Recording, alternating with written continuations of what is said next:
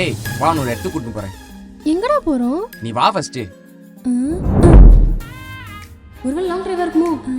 இல்ல ஷாப்பிங்கா? அப்ப கண்டிப்பா சர்ப்ரைஸ் தான். ஏய் வா. போலாம். என்னடா பீச்சுக்கு கூட்டு வந்திருக்க?